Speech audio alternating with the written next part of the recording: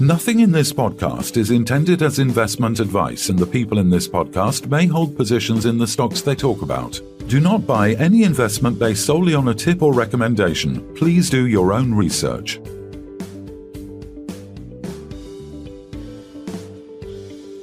Hello and welcome to the Midweek Takeaway. Today we're joined by Stefan Bernstein, CEO of GreenRoc Strategic Materials. Welcome back to the podcast, Stefan. How's life? Life is very good, Phil. Thanks. It's particularly today. Now we've got the good news from the EU.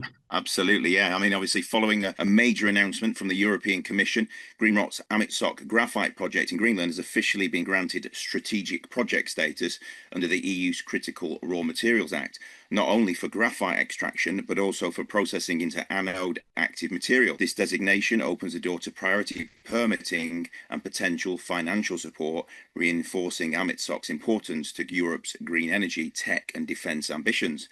It also marks the first and so far only minerals project in Greenland to receive this recognition. So, Stefan, obviously, firstly, congratulations on the Amitsoq being granted the strategic project status. Can you explain what this designation means in practical terms for GreenRoc and its shareholders? Yes, of course. I mean, the details of it we'll yet to see, but in principle, it means that the political attention that our project has seen over the past couple of years is now come to bearing on actions on the project. So with this, it means that, as I said, host countries will give the project priority in terms of the processing of applications and all of that. And also the European Commission will use its ability to liaise with potential off-takers and certainly also bring out possibilities of financing of the project as we develop it towards production. Absolutely, yeah. I mean, as you said, the announcement mentions that potential benefits like the priority permitting and financial support. But how soon could these advantages potentially materialize, and what form might the financial support take? Well, that's one of the things that we still need to understand the details of. First of all, it is certainly the EU Commission's ambition to provide financial solutions for these projects, because they are aware and they realize that these projects, they will not happen if there's not the financial support to bring them to life. I mean, not everything has to be on the shoulders of the private investors, obviously, if these important projects are going to be developed. There are already initiatives underway. For instance, the European Battery Alliance are assembling now a fund of €500 million to support raw materials projects that are providing raw materials for the battery industries, of course. And then in addition to that, there are several national funds that are becoming available. Should we, for instance, have a German off-taker, could be a German battery manufacturer or a car manufacturer, then we are eligible for funding through the German Raw Materials Fund. Yeah, it is interesting, isn't it? Because it was a couple of months ago when they announced the original projects, which were all based within the European Union. Actually, I caught a LinkedIn post of yours that made me laugh, and everyone was sort of panicking about, hang on, we've only done the European one so far. And I was thinking, well, he's leading a horse to water. Hopefully some of us will have drunk from the water. But it is interesting when we look at these projects that were originally selected. You might think they're all to do with mining, but only 25 of the originals involved extraction, 24 of them were processors, and 10 involved in recycling. So obviously you've got this wonderful asset out in Greenland, but also you're talking about developing or helping to develop the entire supply chain for the graphite as well, aren't you? That's correct. And I mean, this is a vertically integrated production of graphite active anode material. And I think it's also important here to realize that, okay, so there are other graphite projects underway, of course. Some of them are in synthetic graphite.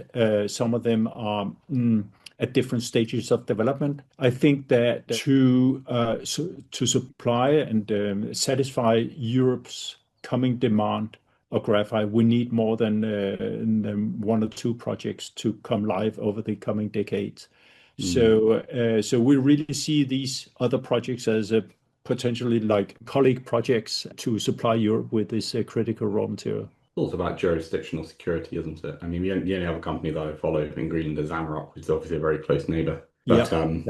yeah, a fantastic company like your. No, very, very good. But I think basically when you're talking about graphite needs, this European Union movement towards, self-sufficiency is also about, making sure that they can get the graphite regardless of what's going on, shifting geopolitics. Trump and Putin have upended the status quo. And now where you do want to get your graphite from, obviously there are some wonderful massive projects out in Africa, but, can you be sure that of that security of supply? Potentially not. Greenland is perfectly positioned between Europe and the US, isn't it? And therefore you've got an advantage there, don't you? Well, quite obviously. And also, I mean, when you just look at the quality of the graphite and the quality of the deposit in Greenland, I mean, that's rivaling. There are really no rivals on the scene here in our part of the world, at least. And also when you look at the shipping distance, it's only 4 or 5 days of shipping time from southern Greenland to a port in the UK or Norway or Denmark. As opposed to 30-something days of shipping from Mozambique. So definitely great to have this close I by. noticed that you raised £450,000 yesterday at a very small discount, so well done. And then in addition with a single institution. Can you shed any light on who this institution might be? You're smiling, so I'm assuming no, but just a clue or two. Yeah, the answer is no, but I can say that it's an institution located in the US. Wonderful. Well, we'll have to do some digging and get back to you. That's fair enough. Just finally from me, in terms of the project's viability and its numbers, feasibility studies, etc., etc., can you just make a comment on the market capitalization of GreenRoc vis-a-vis the net present value of the graphite that you have on ground at the moment? Well, the only real thing I can say is that it's hugely undervalued. Obviously, the NPVs we have for the mine and the graphite active anode materials plant is approaching $1 billion in total after tax. Well, 800 million dollars. So obviously, there's a huge disparity between the perceived value and what we really represent in ground. But I mean, as the financing becomes available to the project, I think people also realize this is a real project. It's going to happen, and you better get on the project now when the share price is low, because there is a huge upside here. Sorry, and then I did, that was my last, but then I just thought of another one. This is more of a general question. We're talking about net present value in terms of like the current graphite pricing. Obviously, China has kind of depressed graphite prices with synthetic graphite, but now export controls on the graphite almost means that there's two markets. You've got the Chinese graphite, which you may or may not be able to get out of the country, and then ex-China graphite from additional sources. So is there a premium potentially to the pricing of the graphite that you're sourcing? Well, we don't know, do we? Because today there is no ex-China graphite. So the point is that at the time where there is a real alternative to Chinese graphite, well, then the prices, I'm sure, will be different. We already see today that graphite concentrate, not anode material, but graphite concentrate traded in Europe is at a 50% premium to the prices that are traded in China. That's a fantastic answer. Phil, yeah, no, I just obviously one thing that stood out on the RNS was your comment, Stefan, regarding the RNS. The EU Commissioner Stefan Bernstein is reportedly planning a visit to Amitsoq. I mean, what message does that send to the market, and what do you hope to demonstrate during that visit?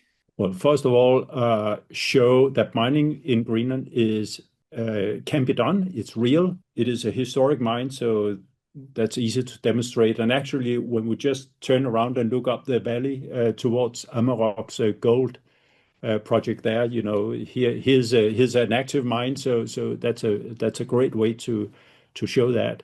And I think it just shows the importance also of like following Ursula von der Leyen's trip to Greenland last year, signing the partnership agreement with Greenland. It shows that Greenland is really on the map. It's a supplier to Europe for critical raw materials. It's a go-to country if you want to invest in critical raw materials project.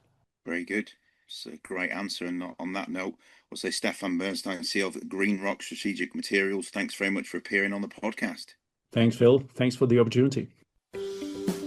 This podcast was brought to you by Roast PR Limited. If you would like to appear on a future episode of The Sunday Roast, please email admin@thesundayroast.net.